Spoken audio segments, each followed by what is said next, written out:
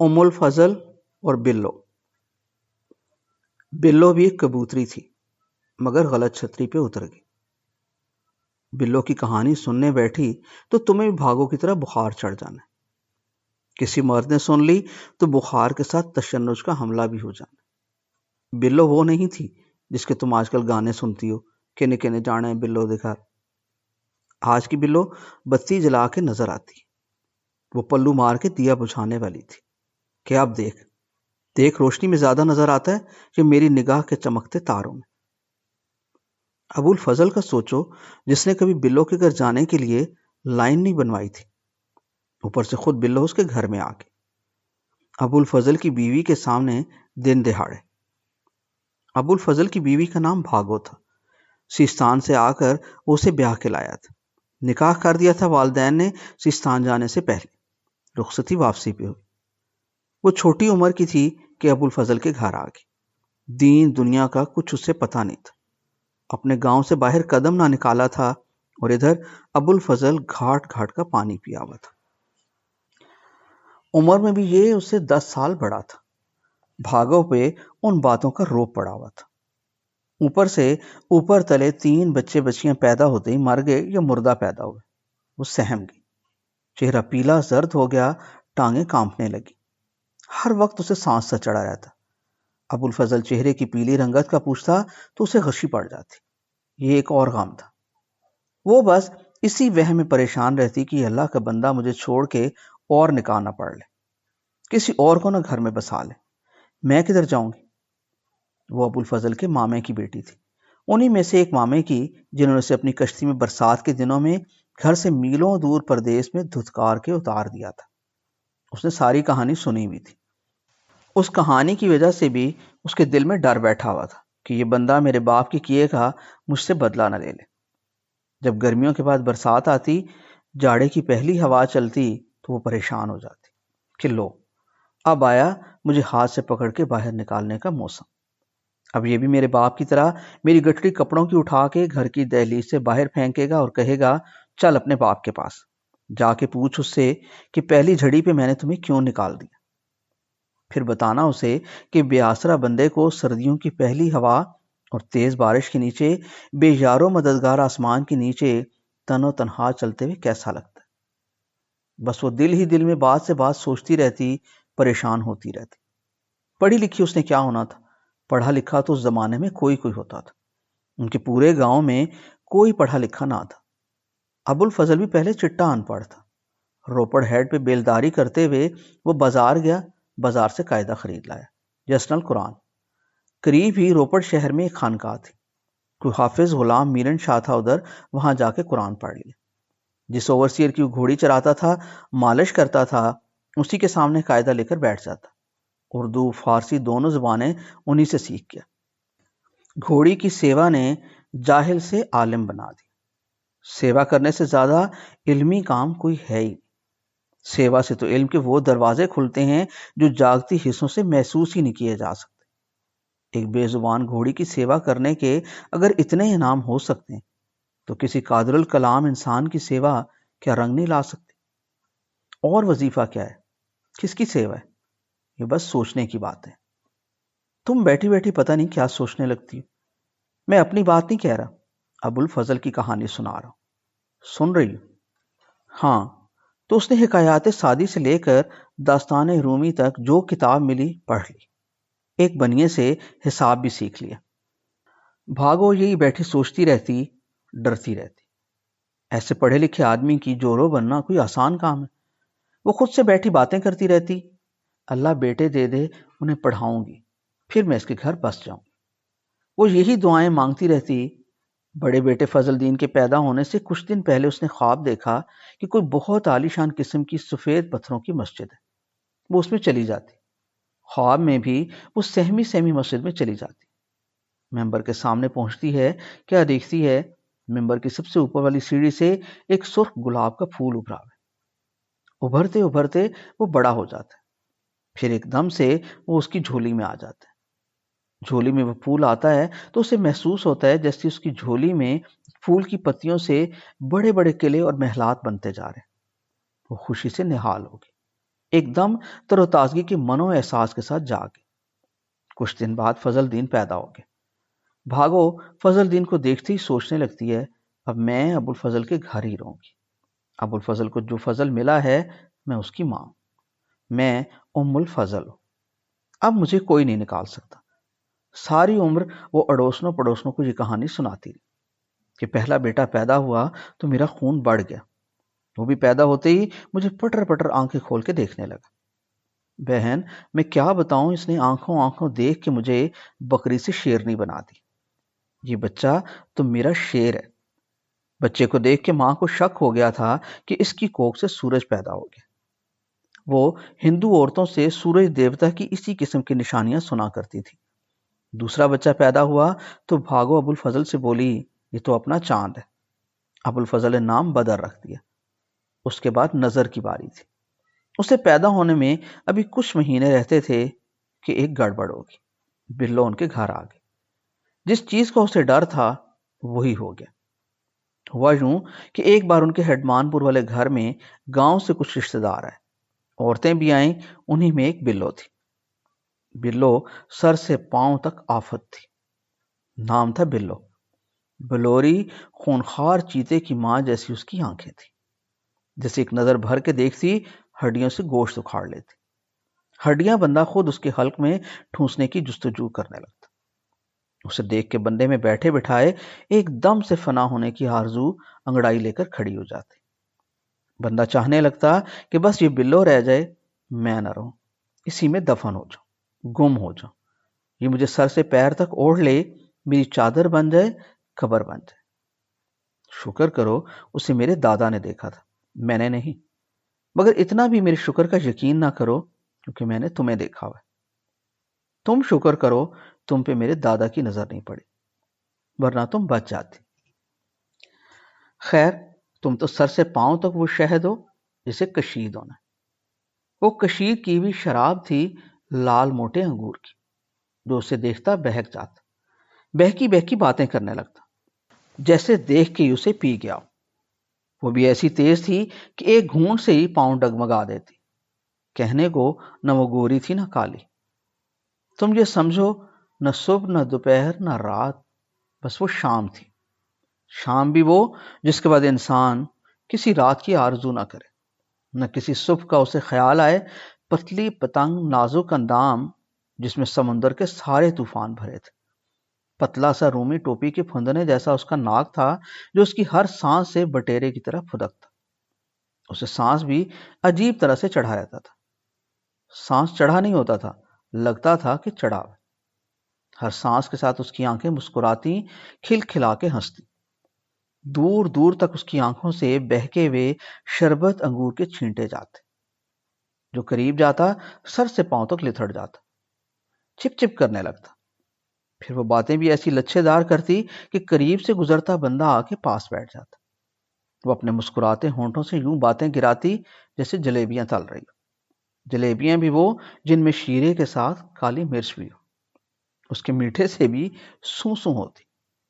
پہلی نظر اسے دیکھ کے ہی بھاگو کے سینے پہ سانپ لوٹا، یہ کدھر سے آ گئی؟ بلو کی گود میں ایک بچہ تھا، شادی شدہ تھی وہ بھی تمہاری طرح، بچہ دودھ پیتا تھا، اس کا سینہ دودھ کی کٹوریاں سے بھرا ہوا تھا، کٹوریاں اس کی قمیض کے اندر پڑی کھڑک رہی تھی۔ اتنے میں صحن کا دروازہ کھلا اور ابو الفضل اندر آ گیا۔ بھاگو کے پیروں تلے سے زمین نکل گئی۔ میرے اللہ، زمین پھٹ جائے اور بلو اس میں چلی جائے، اس پہ تو ایک رنگ آئے ایک جائے۔ وہ یہی سوچے جائے کہ اللہ کرے ابھی باہر سے کوئی ابو الفضل کو بلانے آ جائے، کسی نہر کا بند ٹوٹ جائے، کوئی تار آ جائے، یہ ابھی گھر سے چلا جائے، یا یہ آئی بلا کہیں چلی جائے، ٹل جائے مصیبت۔ مگر یہ کیوں ٹلے گی؟ اس نے بھی قریب بیٹھ کے میرے میاں سے سیستان کی کہانیاں سننی۔ کہانیاں ابو الفضل کے پاس بہت تھی، وہ کہیں سے بات شروع کر دیتا، بات چل پڑتی، حقہ اٹھا کے کچھ سامنے رکھ دیتا، گڑ گڑ ہونے لگتی۔ اس کا قافلہ چمن ٹرین سے اتر کے اونٹوں پہ سوار ہو جاتا۔ صاحب لوگ گھوڑے پہ چڑھ بیٹھے تھے، آگے ریگستان آ گیا۔ قافلے کے دو حصے ہو گئے، ایک کو کہا گیا جاؤ سیدھے رستم کے قلعے میں پہنچو، 7 دن کا سفر ہے، 3 دن جانے کے 3 آنے کے، ایک راہ میں آرام کے لیے، 7वें दिन वापस पहुंचना है, 8 दिन का राशन रख लो। वो चले गए, मैं पड़ाव में था। काफले के साथ ना गया, लाट साहब के साथ रहा। लो जी, एक एक करके 7 दिन हो गए। 7 दिनों के सफर की दास्तान में बिल्लो ने 7 बार जगह बदली। खिसकती खिसकती वो अबुल फजल के ऐन सामने आके मूड़ा बिछा के बैठ गई। गोद में लिए अपने बच्चे को अपनी दूध की कटोरियों से रगड़ रगड़ के प्यास को आवाज देने लगी। वो उसके सीने में लेटा लेटा आंखें मीचे मीचे होंठ खोलता जाए, जैसे कह रहा हो, रुस्तम तो मैं हूं और देखो मेरा किला। छोड़ो पुराने वक्तों को, गए हुओं से कोई ना पलटा। अबुल फजल की कहानी जारी थी। फिक्र हो गई, नवा दिन भी गुजर गया। 10वें दिन भी कोई ना आया। 11वां दिन चढ़ा तो सुबह सुबह एक बंदा उस काफले का गिरता पड़ता रोता धोता पहुंच गया। बोला, सारे मर गए। बंदे इकट्ठे हो गए। लाट साहब भी अपने तंबू से बाहर आ गए। पूरी कहानी सुनी, सामने जमीन पर नक्शा बिछा लिया। जो जो वो कहता जाता, लाट साहब अपनी सोटी से नक्शे पे देखते रहते। राह की निशानियां पूछते, बताते, अच्छी तरह तस्दीक कर करके नक्शे पे सोटी हिलाते जाते। वो बंदा बताता जाता किधर किधर से गए थे। पता चला कि पहले 2 दिन उन्होंने सही रुख पे सफर किया, तीसरे दिन गलत मोड़ मुड़ गए, चौथे दिन आगे जाके उन्हें अपनी गलती का एहसास हो गया। नक्शा उनके पास भी था। वापस पलटे, 5 दिन हो गए थे। रात 2 दिन की कटी। राशन 2.5 दिन का रह गया। पानी का जखीरा खत्म हो गया। गर्मी अंदाजे से ज्यादा थी। प्यास की शिद्दत का कुछ न पूछे। एक नशेब में शक हुआ पानी है। खुदाई करवा दी हमारे साहब ने। एक दिन रेत हटाते रहे, पानी ना निकला। बंदे बेहोश होके गिरने लगे। घोड़े मर गए, ऊंट जबह कर लिए। हमारा अफसर बैठ के अपने हालात लिखने लगा। 6ठा दिन भी गुजर गया। राशन 1.5 दिन का रह गया। राह का पता कोई नहीं था, ना आगे की खबर थी न पीछे की। मुझे मेरे साहब ने दौड़ाया कि जाओ किसी तरह लाट साहब को खबर दो, कुमक लेकर आओ, वरना हम गए। मैं भागा। 2 दिन पैदल चला। गर्मी बहुत थी। रेत ऐसी थी कि घुटने तक टांग खुब जाती थी। पानी ना मिला, मैं गिर गया। मुझे कोई होश नहीं कहाँ गिरा पड़ा हूं। वो तो मेरी जिंदगी थी। अल्लाह ने सबब बना दिया। एक टीले पे चढ़ के चारों तरफ देखने लगा, कहीं कुछ ना था। गिर गया, बेहोश हो गया। एक काफला ऊंटों का उधर से गुजरा। रेत पे उन्होंने मेरे कदमों के निशान शायद देख लिए थे। निशान निशान पे पांव रखते चलते वो ऊपर टीले तक आ गए। ऊपर मैं पड़ा था, मरा वही समझे जी। वो ना आते तो अब कव्वे चीले खा रहे होते। मगर सरकार, यहाँ रेगिस्तान में कोई परिंदा तो पर मारने को है नहीं। वहीं पड़ा पड़ा सूख के चमड़ा बना होता अब तक। शुक्र है रब का, वो आ गए। मकामी ईरानी लोग थे वो। मुझे रेत पे बेसुर्त पड़ा देखा तो उठा के डाल लिया ऊंट की कोहान पे। अपने डेरे ले गए, छांव में लिटाया, मुझे पानी पिलाया। मैं उठ के बैठ गया। वो पूछे कौन है, मैं रोता जाऊं। बिल्लो की गोद में लेटा बच्चा रोने लगा। बिल्लो ने अपने दुपट्टे की अधूरी सी ओट में उसे दूध पिलाना शुरू कर दिया। दूध की कटोरी खाली होने लगी। अबुल फजल की निगाह में तूफान उभरे। वो बीतियां कहते कहते अनकहियां बीतने लगा। उसके जी में आए, कहानी कहनी छोड़ूं, बीतना शुरू कर। मेरे अपने जी में यही आता है तुम्हें सोच के, मगर क्या करूं, तुम न बीतने देती हो न कहने, न आती हो न बुलाती हो, न किसी फैसले पे पहुंचती हो न पहुंचने देती हो। यहां कैसे पहुंचे? लाट साहब जल्दी जल्दी कहानी के इख्तिताम तक पहुंचना चाहते थे कि जो गुम हो गए हैं उन लोगों को ढूंढा जाए। वो आदमी बोला, बस साहब जी, वही काफले वाले यहां करीब कैंप के छोड़ गए। सरकारी झंडा ऊपर दरख्त पर लगा देख के तो वो लोग करीब नहीं आते ना। अच्छा जल्दी करो, हम पीछे जाएंगे उस काफले के, तैयारी करो सब पूछ की। लाट साहब ने फैसला सुना दिया। मैं भी उठ बैठा।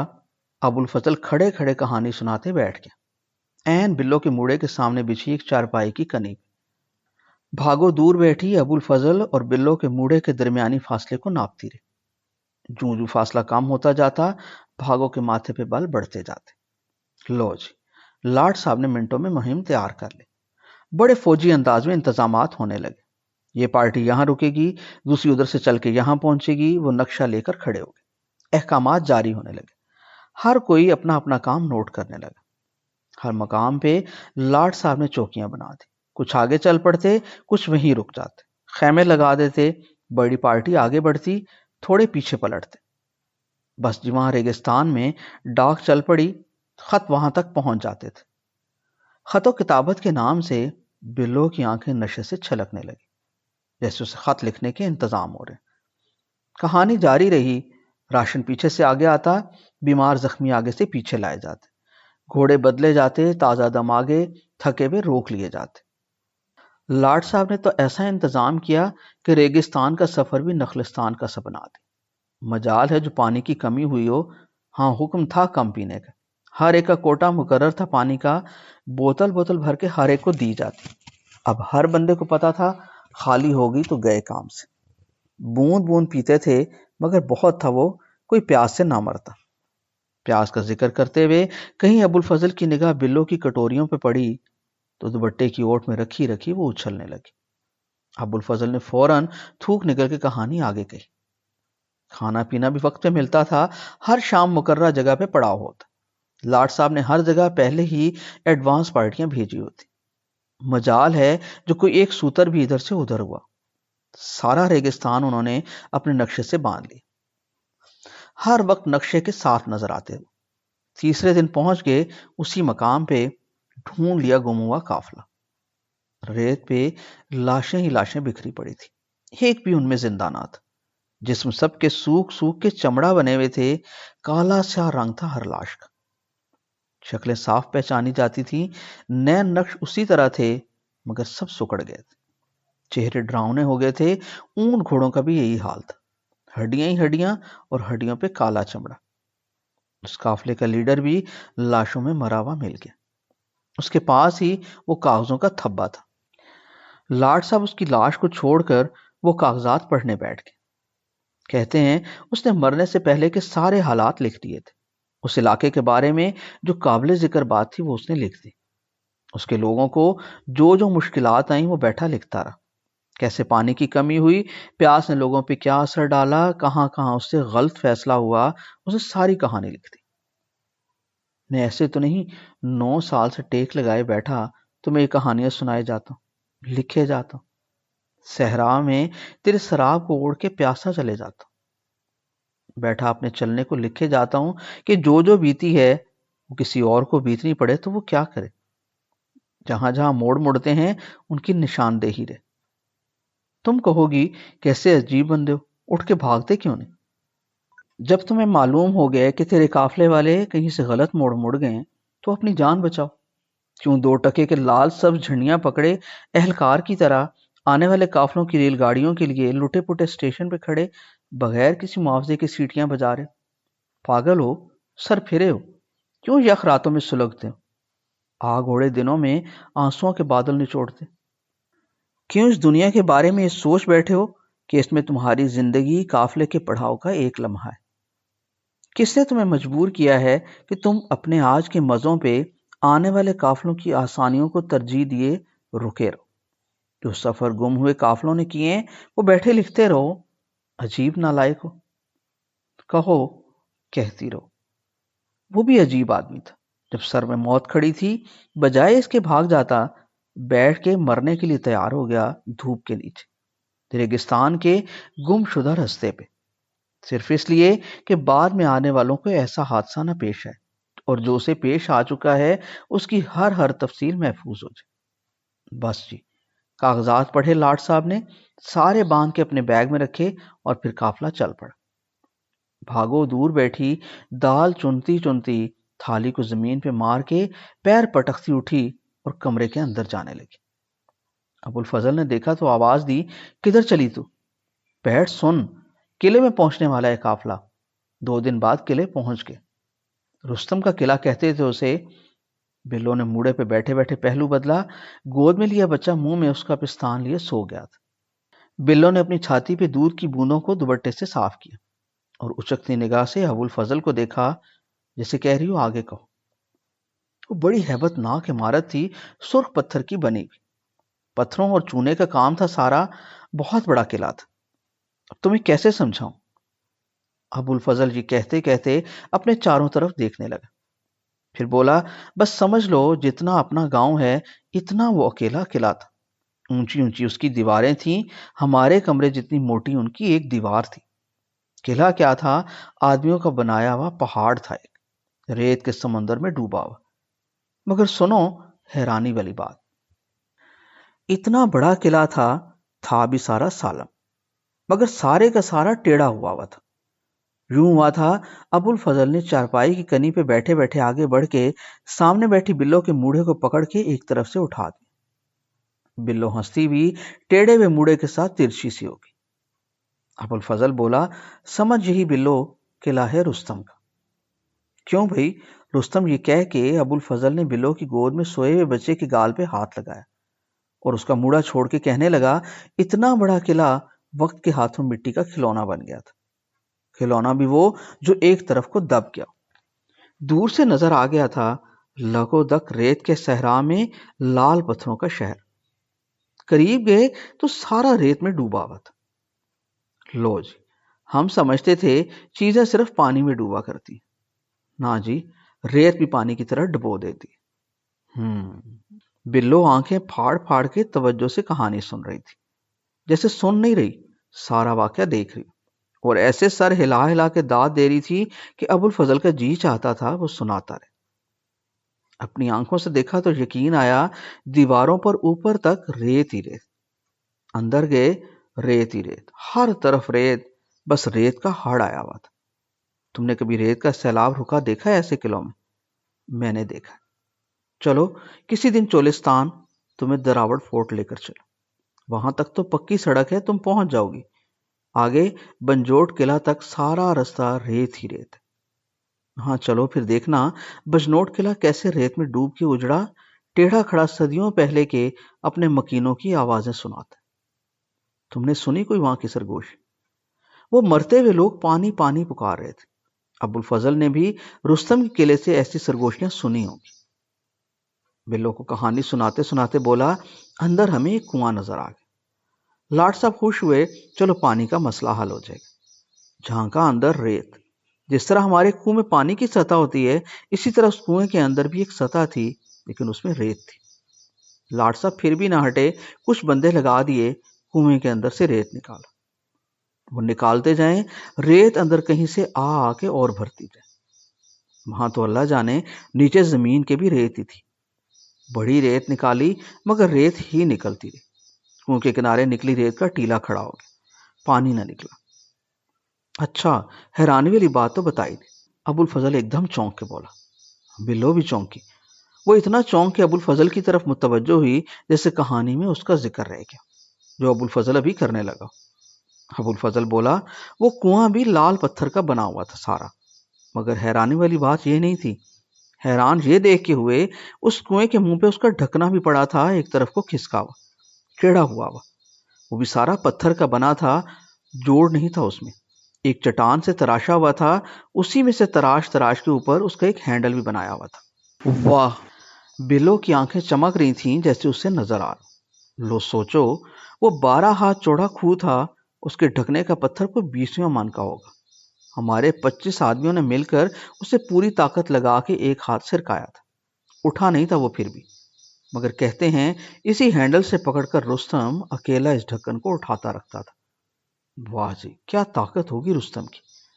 اس ایک لمحے ابو الفضل نے کچھ تذبذب میں بلو کو نگاہ اٹھا کے دیکھا تھا، جیسے کہانی کہتے کہتے اس سے چوک ہو گئی ہو۔ شاید رستم ایک دم سے اسے اپنا رقیب محسوس ہوا۔ بلو نے رستم کی طاقت کا احوال سن کے کچھ اس انداز سے اپنے سینے میں ڈھیر ساری ہوا بھر کے کندھے پھیلاتے ہوئے گردن خم دے کر آنکھیں پھیلا کے داد دی، جیسے پوچھ رہی ہو، اب کدھر ہے رستم؟ بلاؤ میں دیکھوں اسے۔ واقعی اتنا بڑا تھا کنویں کا ڈھکن رستم والا؟ ہاں جی، اپنی آنکھوں سے وہ ڈھکن نہ دیکھتا تو یقین نہ آتا۔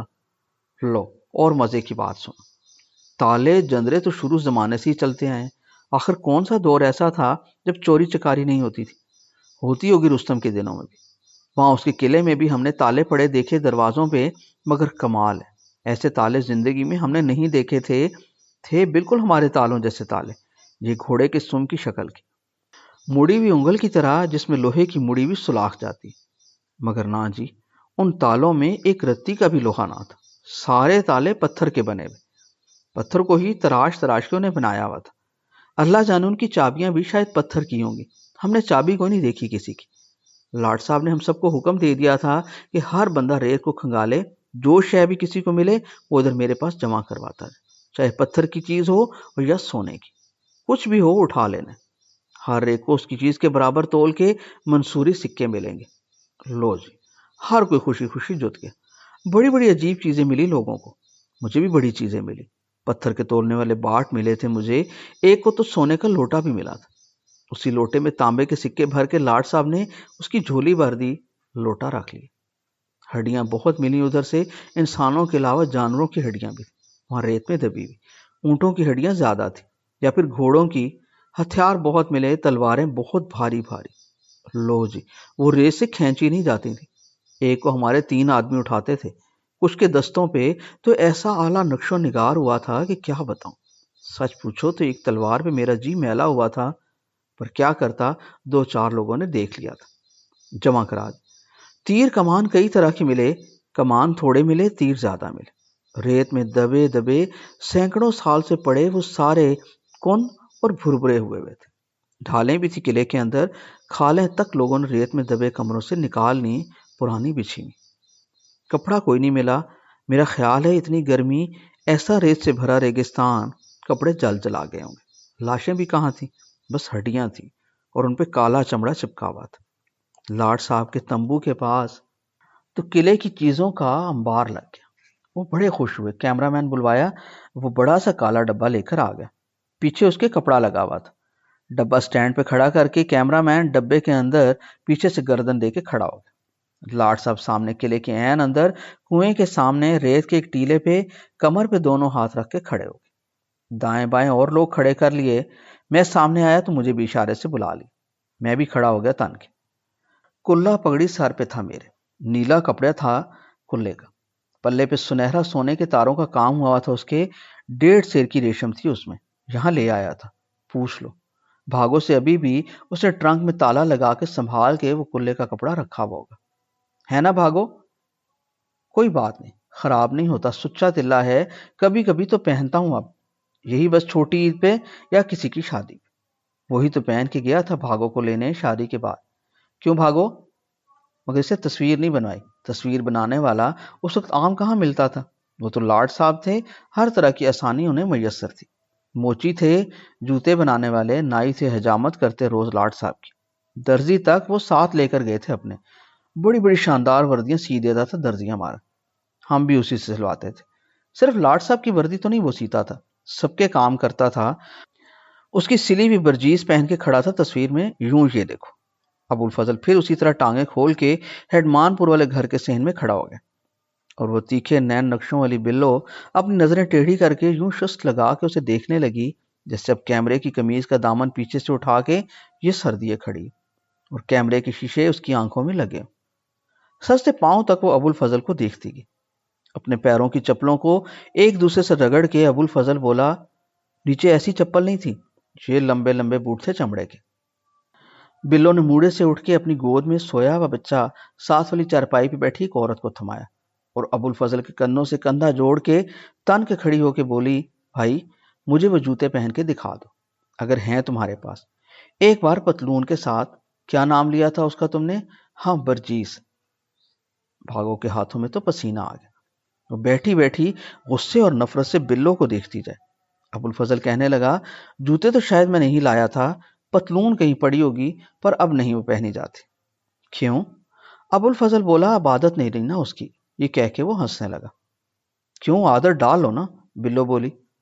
رہنے دو، اب کس کو دکھانی ہے پہن کے وہ پتلون؟ میں دیکھوں گی۔ بلو تیکھی نظروں سے دیکھتی دیکھتی ابو الفضل کے آگے آگے پھرنے لگی، تھن کے چلتی ہوئی، سینہ سارا باہر نکال کے۔ وہ ہر قدم پہ ابو الفضل کی طرف نگاہ یوں پھینکتی جیسے کرکٹ کی پچ پہ کھڑے بلے باز پہ باؤلر گیند پھینکتا ہے۔ اس کی ہر نگاہ پہ صحن میں بیٹھی عورتوں کے منہ سے جیسے شور اٹھتا، ہو از اٹ؟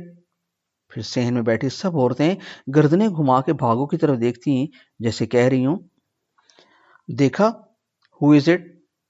اللہ جانے کوئی وکٹ گری یا نہ گری، مگر بھاگو تو بیٹھی بیٹھی تل ملانے لگی۔ بیٹھی وہ ایک نکر میں تھال میں مسور کی دال لیے ہوئے تھی، کہنے کو وہ دال میں ککرو چون رہی تھی، مگر ککرو تو اس کی آنکھوں میں رڑک رہے تھے، اس کے تن بدن میں آگ لگی ہوئی تھی۔ اتنے میں کیا ہوا، قریب بیٹھی عورت کی گود میں لیٹا ہوا بلو کا بچہ رونے لگا۔ بلو نے جا کے بچہ گود میں اٹھا لیا۔ اب وہ بچے کو لے کر ٹہلنے لگی۔ کہنے کو گود میں بچہ تھا، مگر وہ تو ایسے ٹہل رہی تھی جیسے کوئی تمغہ ملا ہوا ہو کسی بہادری کا۔ اس کا انگ انگ مٹک مٹک کے وہی بہادری پھر دکھانے کے لیے تڑپ رہا تھا۔ اللہ جانے پھر کیا ہوا، پتہ نہیں۔ وہ ابو الفضل کے قریب آ کے بولی تھی کہ بھائی پکڑنا ذرا بچہ، میں دودھ بنا لوں کٹوری میں، یا شاید ابو الفضل خود ہی 2 قدم آگے بڑھ کے بچے کو پیار کرنے کے بہانے اس کے پاس گیا۔ یہ سب بھاگو کو یاد نہیں۔ اتنا بھاگو کو پتہ ہے کہ پھر اچانک ابو الفضل کے دونوں ہاتھ اس کے بچے کو پکڑنے کے لیے بڑھے تھے۔ بلو بھی اس کی طرف تھوڑی جھکی تھی۔ اب پتہ نہیں بچہ ابو الفضل نے پکڑ لیا تھا یا پکڑنے لگا تھا کہ اس کا دایاں ہاتھ ٹھیک بھاگو کی نظروں کے سامنے بچے کی دائیں کونی سے ذرا نیچے بلو کی بائیں چھاتی سے ٹکرا گیا تھا۔ ہاتھ کا ادھر لگنا تھا کہ بھاگو کے سر پہ تو جیسے گولا چل گیا۔ تھڑاک سے اس نے مسور کی دال سے بھری تھالی زمین پہ پٹکی، پیڑھی پہ بیٹھی بیٹھی یوں بھنا کے اٹھی جیسے کسی بچھو نے کاٹ لیا۔ اٹھتے ہی پیڑھی پہ زور سے پاؤں مارا، وہ لڑکتی دور گئی۔ منہ سے بھی کچھ بڑبڑ کی اس نے اور اٹھ کے اندر چلی گئی۔ اس کی آنکھوں میں ایک منظر کھب گیا۔ ابو الفضل کا ہاتھ پورا کھلا تھا اور بچے کو پکڑتے پکڑتے اس کی چھاتیوں کو چھوتا ہوا گزر گیا۔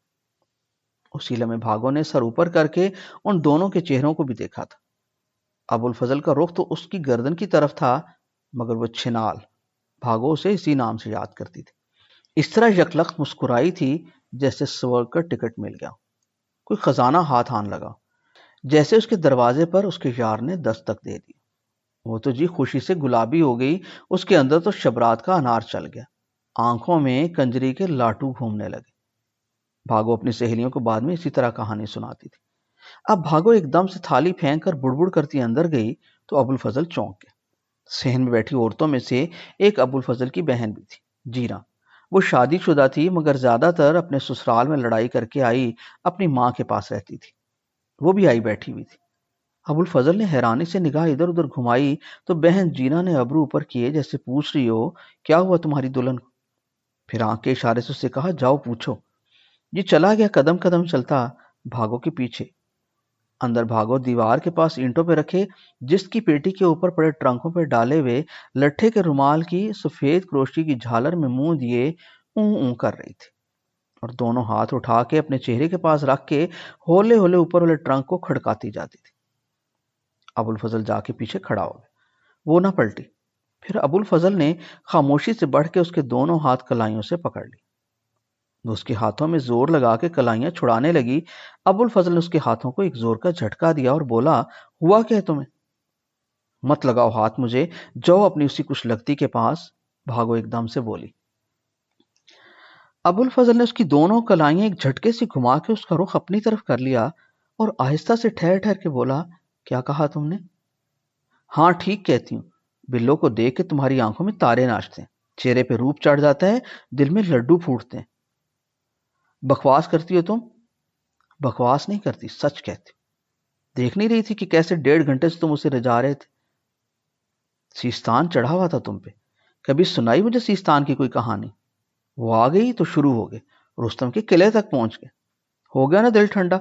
میں جانتی نہیں کیا تم جو پیاس پیاس کی کہانی سنا رہے تھے، کیوں سنا رہا تھا؟ اسی لیے سنا رہے تھے کہ وہ اپنی کھوئی کے ہتھے پہ تمہارا ہاتھ رکھ لیا نا۔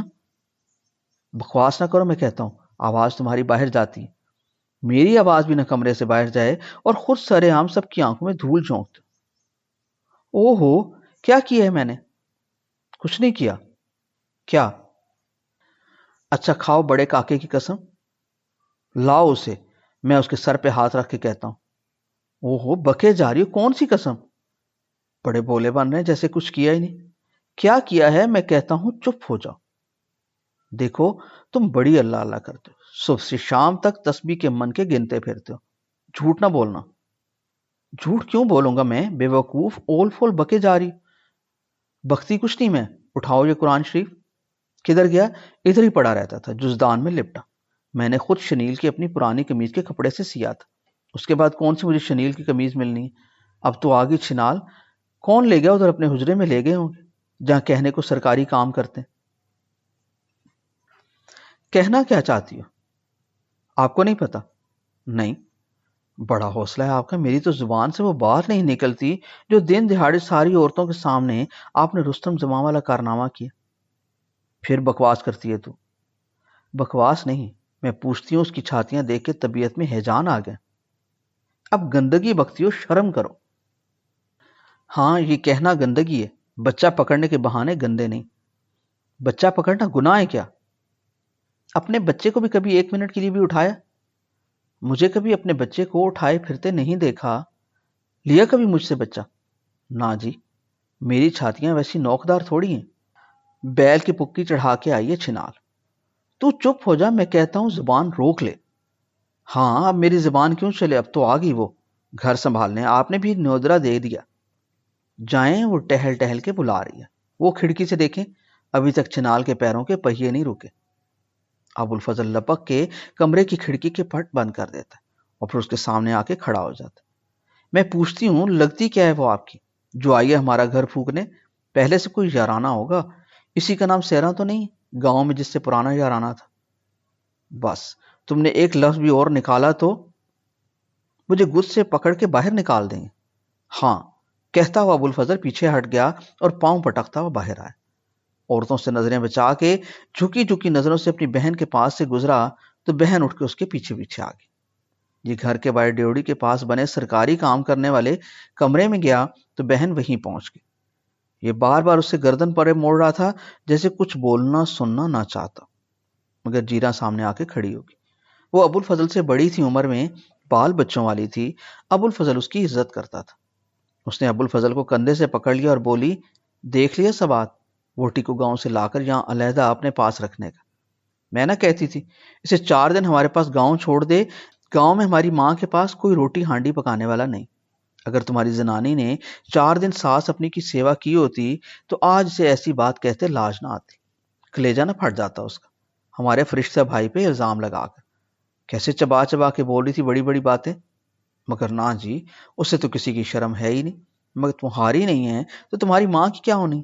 ماں کے پاس 4 دن رہی ہوتی تو اسے پتا ہوتا کہ تمہارے آگے پیچھے بھی کوئی ہے، سیکھ لیتی یہ بھی بات کرنے کا سلیقہ۔ مگر نہ جی، ادھر تو ماں ہماری تمہاری بیگم سے خدمت کرائے گی۔ لو، میں پوچھتی ہوں، کیا دیگیں پکوانی اس بوڑھی نے تمہاری چھمک چھلوں سے؟ اور 4 دن ماں کی زندگی ہے، سوکھ کے کانٹا ہوئی بھی ہوتی ہے۔ کھانا اس نے کیا ہے؟ 1 روٹی کھاتی، وہ بھی کھائی نہ کھائی۔ گھر میں ادھر کون سے تم نے پسو باندھ رکھے ہیں جن کی تمہاری بیگم سے ہم دودھ لسی بنوا لیتے؟ ایک چکی ہے نا، ماں پیس لیتی ہے، تم فکر نہ کرو۔ یہاں رکھو اسے سر پہ چڑھا کے، تمہاری خوب شان میں اضافہ کرتی ہے۔ 2 بیٹے پیدا کیا کر لیے اس نے، ناک پہ مکھی نہیں بیٹھنے دیتی۔ یاد ہے جب پہلے بچے پیدا ہی مردہ ہوتے تھے، کیسی مردار بنی رہتی تھی، منہ سے بات نہیں نکلتی تھی، ذرا سا آنکھ کھول کے دیکھ لیتے تو کانپنا شروع کر دیتی۔ ہم نے بھی جنے ہیں بیٹے، ہم تو نہیں اپنے سر کے سائیں سے یوں بحث کرتی۔ پھر بات کیا ہوئی؟ کیا میں دیکھ نہیں رہی تھی؟ وہ بیچاری آئی تمہیں بچہ دکھانے، تم نے پکڑ لیا۔ لو بھی کیا گناہ ہو گیا، بات کا بتنگڑ بنا لی۔ میں تو کہتی ہوں بھائی، اسے 4-6 مہینوں کے لیے ہمارے ساتھ گاؤں بھیج دے، پھر دیکھنا کیسی سیدھی ہوتی ہے۔ وہ جیسے چرخے کا تکلا ہوتا ہے ایسی، یہی ایک صورت ہے اسے سدھارنے کی۔ آج گھر میں تمہارے منہ لگی ہے، کل بھرے بازار میں تم سے الجھ جائے گی۔ میں نہ کہتی تھی یہ ہے ہی بدلحاظ بد زبان، تم ہی کہتے تھے نہ بی بی اسے نہ کچھ کہو، اس کے منہ میں تو زبان ہی نہیں ہے، گاؤ گنگالی ہے بیچاری۔ واہ میری گاؤ گنگالی، 2 ٹکے کی رن ہے، لاکھوں کا ہمارا بھائی باندھ لیا۔ اسی کے ٹرنکوں میں لا کے تم نے بھائی رکھ دیا نا، سارے سیستان کے تلے اور ریشم کے تھان۔ لو اب بھگتو، ہم تو بیچاریاں پرایا مال ہیں، ہمارا کیا مان ہے بھائی کے گھر پہ؟ بھائی تو باپ کی جگہ ہوتا ہے، وہ تو تجھے اڈیگتا اڈیگتا مار گیا، کبوتر بن کے گیا تجھے ملنے، ادھر تمہارے پاس سیستان کر گیا ہمیں تمہارے حوالے۔ چھوٹے دونوں بھائی تو پکڑائی نہیں دیتے، نہ ان کی جور میں، پھر وہ ہیں کس قابل؟ وہ تو اپنا بوجھ نہیں اٹھا سکتے۔ ایک تمہیں کو اللہ نے بھاگ لگایا ہے تو ہمارے نصیب میں یہ بھاگو آگے۔ ہائے پھوٹ گئی قسمت، ایک سے ایک رشتہ پڑا تھا، بس تم ہی نہیں مانے۔ پہلے کیا نہیں دی تھی بچپن میں طلاق، اس وقت تو جھٹ انگوٹھا لگا دیا تھا۔ میں کہتی ہوں انگوٹھا لگانے کا موقع تو اب آئے۔ نہیں نہیں بی بی، یہ بات نہ کر۔ نہ میں نے کیا بات کرنی ہے، میں ہوتی کون ہوں کچھ کہنے والی؟ تم اسے بنا سجا کے رکھو یہاں، کرے تمہاری بےزتی وہ سرے عام۔ لو دیکھو جی، نہ کوئی بات نہ کوئی کہانی، اس نے داستان ہی بنا دی ہیر راجا کی۔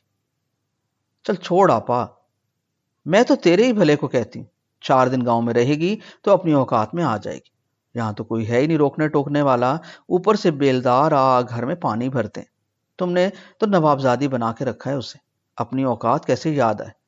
پر تو کیوں بھیجے گا اپنی جورو کو ماں کے پاس؟ مرنے دو ماں کو اکیلے، اس کے سر پہ کون سا سر کا سائیں بیٹھا ہے؟ ہم جو ہیں تیرے حصے کی ان کی سیوا کرنے والی ہیں، نہ بھیجو بھائی، رکھو اپنی جورو کو اپنے پاس۔ نہیں بی بی سنو، یہ بات نہیں ہے۔ نہ جی، تم سے کون دماغ کھپائے، تمہیں تو بیوی کا عشق چڑھا ہے، بیزتی تو کروا لی، اب جوتے کھانے رہ گئے۔ وہ کہہ کے پیر پٹکتی گھر کے اندر گئی۔ بھاگو ابھی تک ٹرنکوں میں سر دیے کھڑی تھی، اوپر کے ٹرنک کی پوری کروشی کی جھالر اس نے رو رو کے بھگو دی تھی، ساری چادر ہاتھوں میں چڑمڑ کر کے کھڑی تھی۔ ابو الفضل کی وہی بہن چلتی چلتی اس کے پاس آ گئی اور آتے ہی اسے اپنی دونوں باہوں میں لے لیا اور اس کا سر سہلاتے ہوئے آہستگی سے بولی، تم ہی نے بہت انہیں فرشتہ بنایا ہوا، دیکھ لیا نا اپنی آنکھوں سے سارا کھیل، یہ تو کچھ بھی نہیں، تم نے ابھی دیکھا کیا ہے، آگے آگے دیکھنا۔ ہاں ابھی دیکھنا، ابھی تو صرف ایک پستان تک ہاتھ ہے، ابھی تو اس کا سارا جسم باقی ہے، تم رہو دیکھتی تماشا۔ میں نے کل ہی تمہیں چوکنا کر دیا تھا جس وقت یہ آئی تھی چھیل چھبیلی، بول کہا نہیں تھا؟ اب یاد کر، میں نے تمہیں سمجھا دیا تھا کہ میاں کو اس سے دور رکھنا، بھائی کا بھی کیا دوش، وہ عورت ہی منہ کو آتی، لیکن یہ بھی کوئی بات ہے کہ پرائے مرد کے ہاتھ میں اپنا بچہ دے کے چھاتیاں رگڑنے لگے؟ کوئی پوچھے بول تجھے کوئی اور بہانہ نہیں ملا؟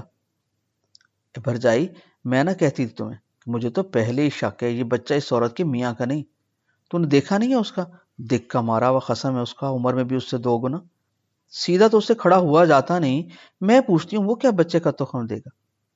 اب اللہ جانے یہ بچہ ہے کس کا، میں نے خدا کو جان دینی ہے، میں اپنے بھائی کا نام نہیں لوں گی، میں نے اپنی آنکھوں سے کچھ نہیں دیکھا، آدمی نے اپنی قبر میں جانا ہے، کیوں بنا کے بات کرے کوئی؟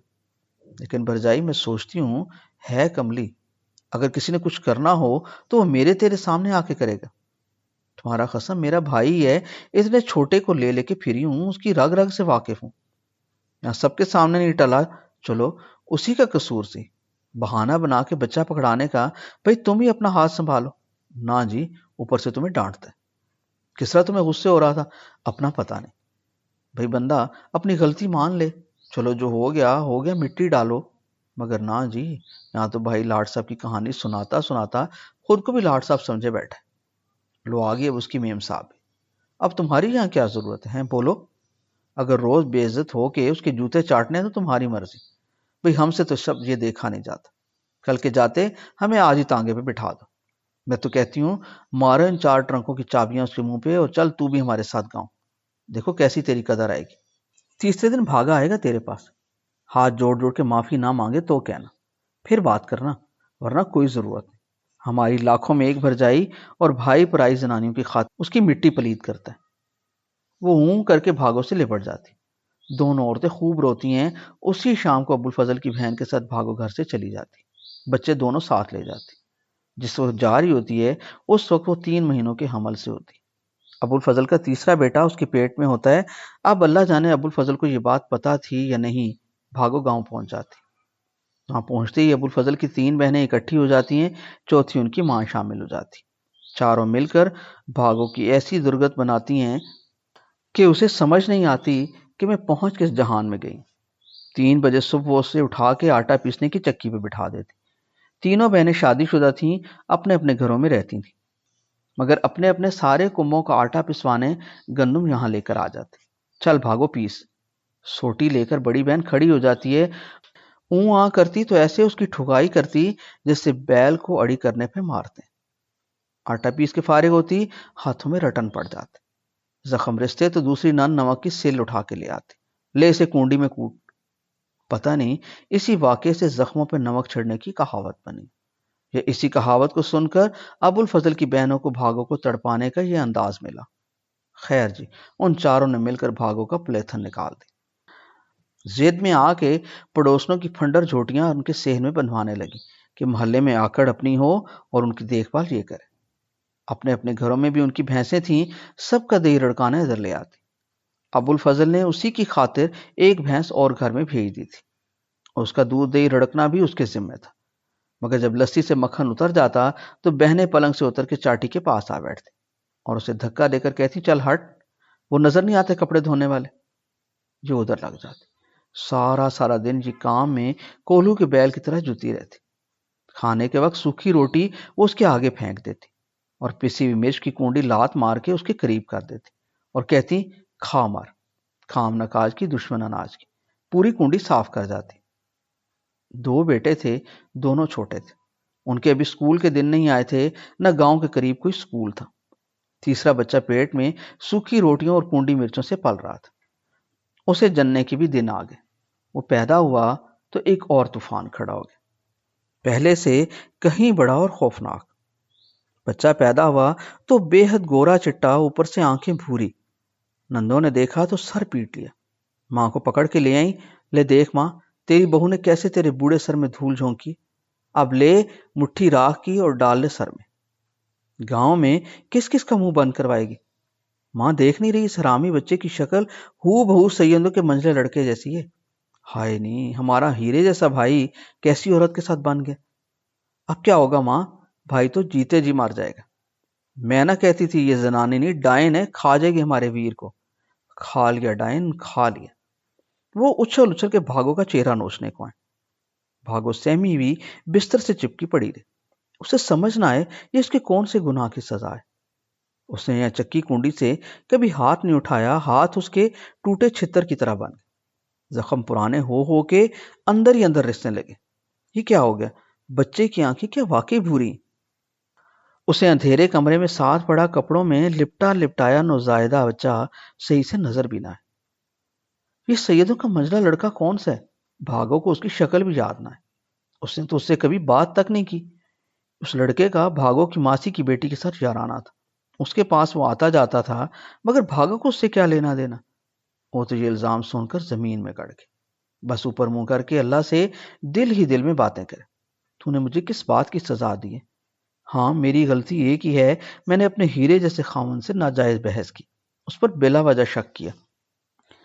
اللہ سے یہ باتیں کرتے کرتے بھی ایک لمحے کو اسے وہی خیال آیا تو پھر وہ سب سوچنا شروع ہو گیا، لیکن ہاتھ تو ابو الفضل کا اس کی چھاتی پہ لگا تھا، میں نے جھوٹ تھوڑی کہا تھا۔ پھر وہ اللہ سے باتیں کرنے لگی، غلطی سے لگ گیا ہوگا جی ان کا ہاتھ، وہ ایسے تھوڑی ہیں۔ پھر وہ سوچنا شروع ہو جائے چاہے غلطی سے لگا ہو ہاتھ، پر مزہ تو آیا ہوگا انہیں۔ کیا پتا جی اللہ جی، انہیں شاید یہ بھی نہ پتا چلا ہو کہ ہاتھ لگا کہاں ہے۔ ویسے ہی اس کی چھاتیاں اوپر کو اٹھی ہوئی ہیں، بازاری گتے والی بنیان پہن کے، اندر کیا انہیں خواہ مخواہ پڑی آئی تھی ہیر سیال بن کے۔ میرا بیچارہ میاں، اسے نہیں پتا ہونا ہاتھ کس جگہ لگا۔ اللہ جی اب مجھے بچا لے، تو جانتا ہے جو نئی مصیبت کھڑی ہوئی ہے، میں اس میں نردوش ہوں، میرے تو فرشتوں کو بھی علم نہیں وہ سیدوں کا منجلا لڑکا ہے کدھر۔ میں نے تو کبھی زندگی میں کسی غیر مرد کو ہاتھ نہیں لگانے دی۔ پھر وہ سوچ میں پڑ جاتی کہ آخری دفعہ کب ابو الفضل نے اسے چھوا تھا۔ اکیلی بیٹھی وہ روتی رہتی۔ ایک دن سائیں بگو شاہ آ گیا، وہ تو گاؤں میں ہی رہتا تھا۔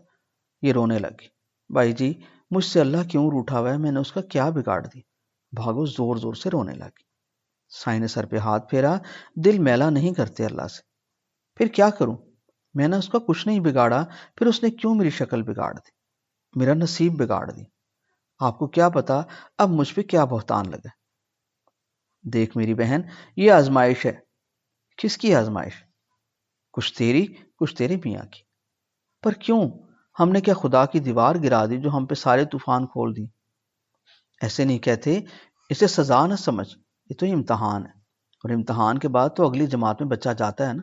تیرے بھی بھاگ کھول جائیں گے، تو دکھی نہ ہو، بس تھوڑے دن کی بات۔ برا وقت جانے والا ہے، وقت سارے گزر جاتے ہیں، اچھے بھی برے بھی، دل نہ برا کرنا۔ ادھر سائیں بگو شاہ یہ کہہ کے گیا، ادھر اگلے دن ابو الفضل گاؤں پہنچ گیا۔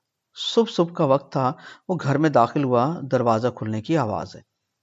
ابو الفضل کے گھر میں قدم پڑتے ہی بھاگو پہچان گئی، وہ اتنے مہینوں سے اس کے ایک ایک قدم کو یاد کرتی آئی تھی، قدموں کی چاپ زبانی یاد تھی۔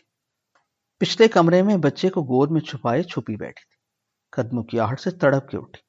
اسے دونوں طرح کے وسوسے تھے، شاید وہ اس کے آنسو پوچھتے، اس کا منہ چوم کے اسے ساتھ اپنے تانگے پہ بٹھا کے نہر کے بنگلے پہ لے جائے، لیکن اگر یہ بھی اپنی بہنوں کے کہنے میں آ گیا، وہ اتنا سوچ کے لرز گئی اور اس سے اٹھا نہیں گیا۔ ادھر ابو الفضل گھر کے اندر آیا، ادھر تینوں بہنیں اسے پکڑ کے صحن کے گھر کے کونے میں لے گئی اور اپنے سر پہ ہاتھ مار مار کے اسے کچھ بتانے لگی۔ ایک دو نے اپنے بال کھول لیے، ایک چیخ مار کے کچے صحن پہ پاؤں پھیلا کے بیٹھ گئی، مٹھی بھر کے مٹی بالوں میں ڈالنے لگی۔ ابو الفضل کھڑا کھڑا کانپنے لگا۔ اتنے میں ماں برآمدے سے اٹھ کے آ گئی، آتے ہی سینے پہ 2 ہتھڑ مار کے رونے لگی۔ ابو الفضل کے دماغ میں تو طوفان میل چلنے لگی، اس کی روح تک کٹ گئی۔ وہ آدم خور شیر کی طرح جست لگا کے اندر آیا۔ بھاگو باہر کی خسر پسر سن کے آدھی بے ہوش ہو چکی تھی، چپکی پڑی رہی جیسے سو رہی ہے۔ اندر سے دیمک زد لکڑی کی طرح کھوکھلی ہو چکی تھی، ڈوبتی ڈوبتی نیچے تہ تک لگ گئے۔ آنکھیں بند کیے سہمی چپکی بس اللہ سے باتیں کرتی جائے۔ اللہ میرا وکیل بن جا، میری گواہی دینے والا ادھر کوئی نہیں ہے، میں بے گناہ ہوں، تو جانتا ہے تو چپ نہ رہنا، تو مجھے نہ ذلیل کروا اللہ۔ کیوں دے رہی ہے اتنا سونا بیٹا؟ میرا تو کوئی اور ہے ہی نہیں، کوئی ٹھکانہ نہیں، نہ ماں نہ باپ، بھائیوں کا بھی کوئی پتہ نہیں، کہاں مزدوریاں کرتے پھرتے ہیں۔ اب کیا میرا منہ کالا کروانا ہے؟ اس سے پہلے کہ ابو الفضل مجھ سے یہ سوال جواب کرے، مجھے لے چل، بس ہار گئی بازی میں۔ دیکھ لی تیری بڑی خدائی، میری باتیں تو سن رہا ہے نا؟ نیلی چھت والے، مجھ بے سہارا کو سننے کے لیے تیرے پاس کیوں وقت ہونا؟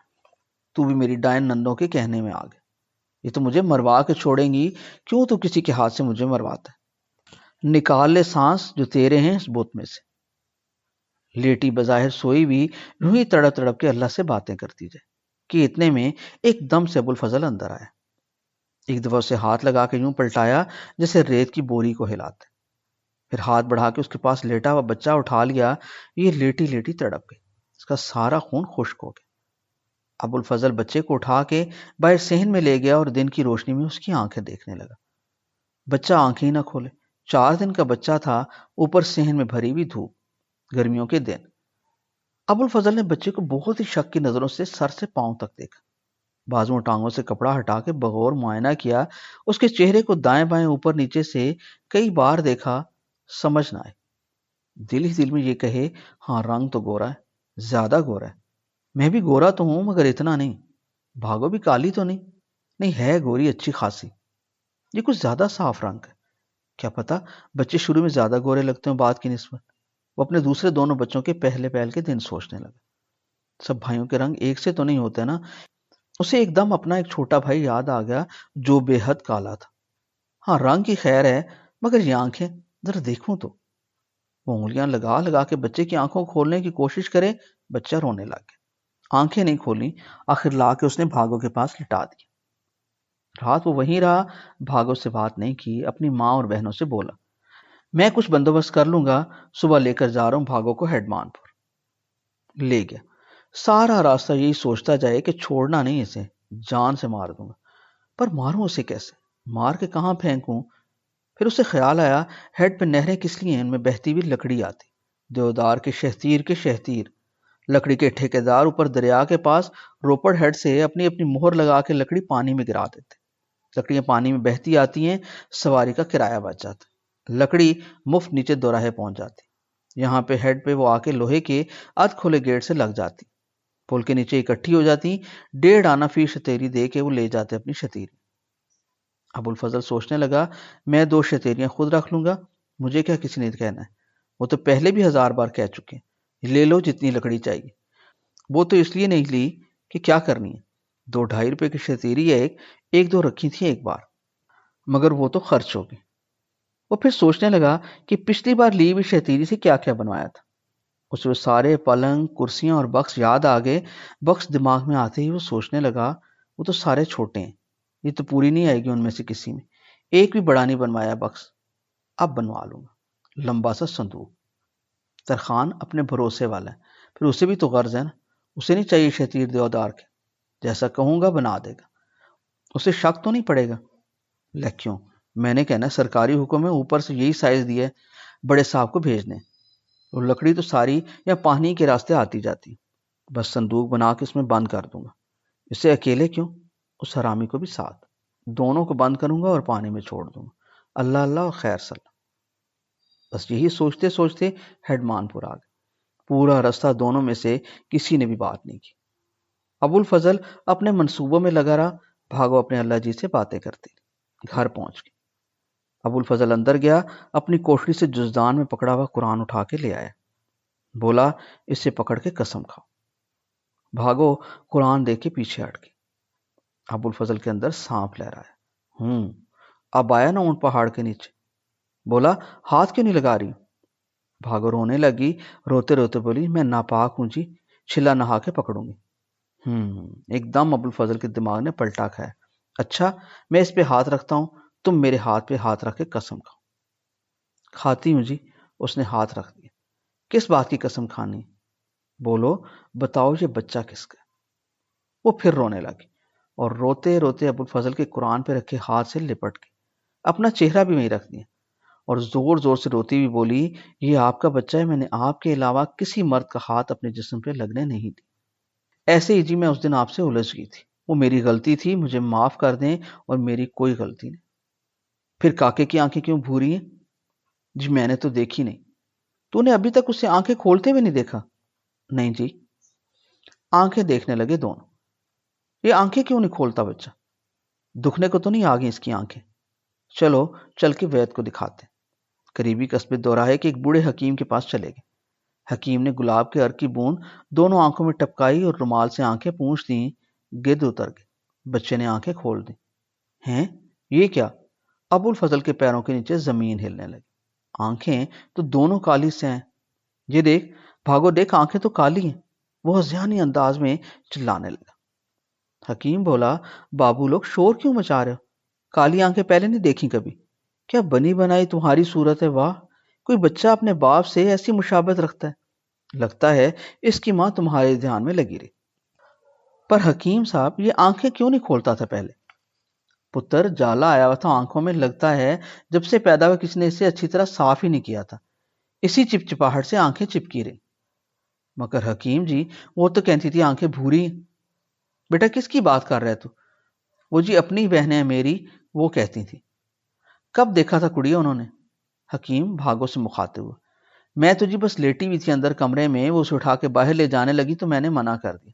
پھر رات پڑ گئی، بچے کی تیسری پھوپھی لالٹین لے کر آ گئی میرے سرہانے، بولی بچہ دیکھنا ہے۔ بس اسی وقت انہوں نے لالٹین کی روشنی میں اسے دیکھا تھا۔ پھر حکیم صاحب بولے، پھر وہ کہنے لگی آنکھیں بھوری ہیں، تم نے بھی دیکھی اس کی آنکھیں؟ جی میں دیکھنے لگی تو وہ بتی لے گی، مجھے دیکھنے ہی نہیں دیا۔ میں تو کہتی رہی مجھے بھی دکھاؤ، نہیں دکھائیں۔ پھر بچے نے آنکھیں ہی نہیں کھولی 4 دن، شاید آنکھیں کھولتا ہو، میں بھی سو جاتی تھی نا جی۔ یہ بس آنکھیں میچے میچے ہی دودھ پی لیتا تھا۔ ایسے کرتے ہیں بچے، اس کی آنکھوں میں ذرا ذرا سی سوزش ہے، یہ لے جاؤ شیشی عرق کی، دن میں 3 دفعہ ایک ایک قطرہ ڈالنا ہے۔ مگر سن میری بچی، ہاتھ دھو کے اس کی آنکھوں کو ہاتھ لگانا، پہلے کسی نے گندے ہاتھ لگا دیے تھے اس کی آنکھوں پر، تبھی اس کی آنکھیں جڑ گئی تھی، بڑی نازک ہوتی ہیں یہ، سمجھ گئی؟ جی بھاگو کو تو نئی زندگی مل گئی۔ واپسی پہ سارا راستہ یہ سوچتی آئی کہ اب ابو الفضل اس سے کیسے اچھی طرح ملا کرے گا۔ ادھر ابو الفضل پورا راستہ اپنے اللہ سے باتیں کرتا ہے، استغفار اللہ جی میں بھول گیا مجھ سے کتنا بڑا گناہ ہونے والا تھا، توبہ توبہ تم نے بچا لیا، پر تو نے مجھے کیوں بے خبر رکھا؟ بھٹکا کیوں تھا میں؟ دوسروں پہ بیتنے والی باتیں تو مجھے کبھی کبھار پتہ چل جاتی ہیں، اپنی باتوں سے بے علم رہا۔ توبہ توبہ میں اتنا برا ہوں، میں ایسے ایسے پلان بناتا رہا۔ توبہ توبہ، شکر ہے کہ میں نے اسے گزان نہیں پہنچا دی، مگر تھوڑی سزا تو نہیں دی بیچاری کو، بلا وجہ اس کا قصور ہی کیا تھا؟ سارا کیا دھرا میرا ہے، آخر میں نے ایسا شک اس پہ کیا ہی کیوں؟ میں ہوں ہی برا، اللہ جی اچھے بندے کو تو ایسا شک نہیں پڑتا ہوگا، ہے نا جی؟ پھر تو مدد کرے تو شک نکلتا ہے، شکر ہے تیرا تو نے مدد کر دی۔ لیکن سب ہوا کیوں؟ یہ سب کیا دھرا میری بہنوں کا ہے، دیکھ مجھ سے کیا کہتی تھیں اور اس کا حال وہاں جا کے کیا کر دی۔ مجھے اس کے ہاتھ دیکھ کے سب نظر آتا ہے، اسے پوچھنے کی ضرورت نہیں، وہ بہت پیار سے بھاگو کو تکنے لگا۔ لیکن اللہ جی میری عقل کہاں چلی گئی تھی؟ مجھے کیوں ہوش نہ آئی کہ یہ بہنیں حسد کی ماری ایسے کر رہی؟ وہ ہیں بد فطرت عورتیں۔ ہاں میں بھی انہی کا بھائی ہوں، میں بھی برا ہوں، قصور میرا ہی ہے، سارا قضیہ مجھے سے شروع ہوا تھا۔ لیکن اللہ جی تو جانتا ہے میں نے اس کی چھاتی پہ ہاتھ لگانے کا کوئی ارادہ نہیں کیا تھا۔ اب تجھے تو سارے ارادے بھی معلوم ہوتے ہیں، بول ایمانداری سے میری نیت خراب تھی ہاتھ لگنے سے پہلے. میں تو کہتا ہوں ہاتھ بھی شاید نہیں لگا تھا. لگا تو تھا کہیں، مگر اس لمحے یہ خیال ہی نہ آیا کہ یہ اس کی چھاتی. تو جب بھاگو نے طوفان سر پہ اٹھا لیا تو مجھے بھی اندر دل میں وسوسہ پیدا ہو گیا کہ ہاں، ہاتھ چھاتی پہ ہی لگا تھا. سچی بات کہوں، اب تم سے جھوٹ بول کے کون سا بات بدل جانی. تو دلوں کو جانتا ہے. جب بھاگو نے اس کی چھاتیوں کا ایسا نقشہ کھینچا اور ثابت کر دیا کہ میرا ہاتھ واقعی لگا تھا، تو تھوڑی دیر کے لیے میرا دل بھی الجھ گیا. پتہ نہیں کیوں، اندر ہی اندر کیوں مجھے اچھا لگا اس بات سے. بس میں اس لمحے کی لذت سے شرمندہ ہوں. تو معاف کر دے، مجھ سے غلطی ہو گئی. پر اللہ جی، یہ بات ہوئی کیوں؟ بس جی، بات آئی گئی ہوگی. پھر کیا تھا، بھاگو گے تو بھاگ کھل گئے. ابو الفضل کو اس سے عشق ہو گیا. ہر وقت اس کے آگے پیچھے لٹو ہوا پھرتا رہے. اچھی سے اچھی چیزیں کھانے کو لا کے دے، پہننے کو بہترین کپڑے. سونے لگے تو بستر پہ پھول بچھا دے. کھانے کے وقت دونوں ایک دوسرے کے منہ میں نوالے ڈالیں. ان کی زندگی ہی بدل گئی. اچانک ان کی زندگی میں پھر ایک حادثہ ہو گیا. سیدھی چلتی رواں دواں ان کی زندگی کے عین قلب میں ایک میخ آ کر گڑ گئی. ان کی پوری حیاتی کے چلن میں کھڑکھڑ ہونے لگی. جیسے تم نے میرے ساتھ کیا ہے. دیکھو، ہر زندگی کے گھومتے پہیے ہیں اور ہر پہیے کا ٹائر. قدرت ہر ٹائر کے لیے الگ نوعیت کی میخ چنتی. ان کے لیے ایک رانی چنی گئی، میرے لیے مہارانی تم. اب لڑو چننے والے سے.